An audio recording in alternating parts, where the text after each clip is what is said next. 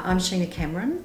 And I'm Louise Dempsey, and we're both primary school teachers originally, but we now work as consultants and authors, education authors. The Literacy Place got started about 10 years ago, and I had been writing for a publisher, and Louise and I met each other through our work at the university. A lot of resources can be a bit academic and some too lightweight, so we really kind of saw a place for research-based practice that we could take into the classroom and provide resources for teachers that were sound but practical.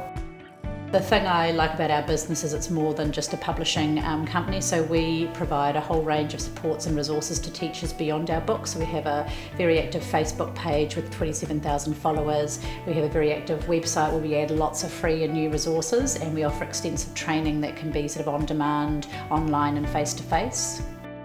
This was our first resource we worked on together. It's called The Writing Book. This was a really exciting resource for us because we just felt like we pulled together a lot of really good research around teaching and learning, but turned it into really practical support for teachers. So it always starts off with some effective practice, some key principles, and then we go into aspects of teaching writing and offer some really practical ideas for how to implement that in the classroom. Internationally, we've worked in the Middle East and in Asia, and extensively in Australia, and this book has translated into our work in those countries as well.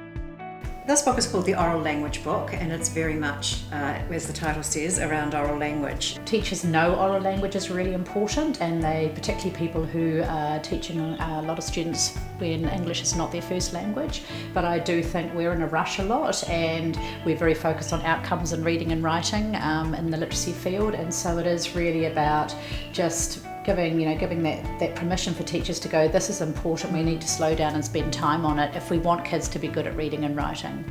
We both really felt like poetry was a really fun, engaging writing topic for kids in the classroom, and an area that a lot of teachers steered away from because they weren't quite sure how to manage it. So we set up a project with a group of teachers to really see how poetry could support at-risk writers in particular. Teachers were kind of blown away by what these kids could do, just being supported with explicit teaching, clear expectations, but also the opportunity to be creative.